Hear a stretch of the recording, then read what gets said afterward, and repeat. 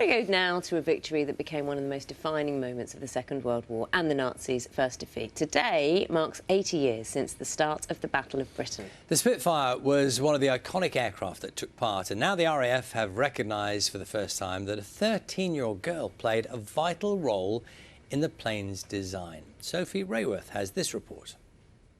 Way up in the sky, there are Messerschmitts, Junkers, Henkels or Dorniers that are going to get the thrashing of their lives. July 1940, and Nazi Germany is beginning the first of many bombing raids in what became known as the Battle of Britain. But the RAF's pilots managed to fight off the Luftwaffe and defend these shores in their Spitfires and Hurricanes. It is the most famous plane from World War II. It played a crucial role in the Battle of Britain. But what we didn't know until now was the role that a 13-year-old girl played in its design. This new generation of fighter plane had originally been designed with just 4 machine guns. But this man, Captain Fred Hill, a scientific officer in the Air Ministry, became convinced that 4 guns would not be enough. Each plane needed 8. He faced stiff opposition. Most thought 8 guns would be too many, impossible to fit onto the planes.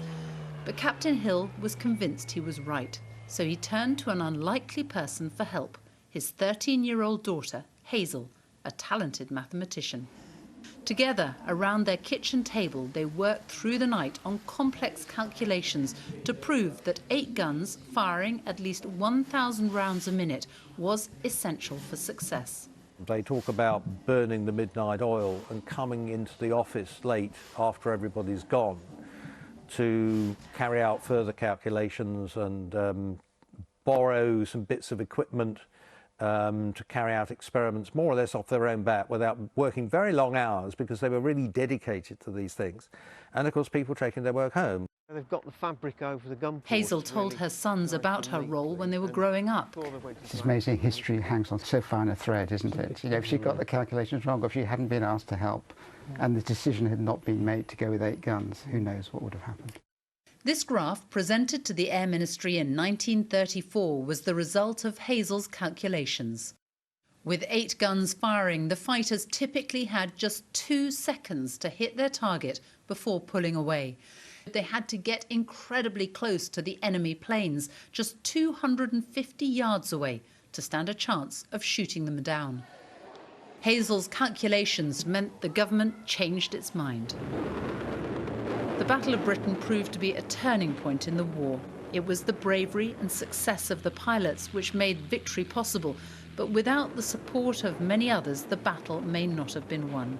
What a great inspiration for young people today, young girls in particular, that can look upon someone like Hazel in the early 1930s making such an important contribution.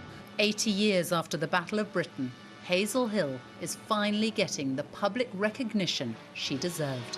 Sophie Rayworth, BBC News.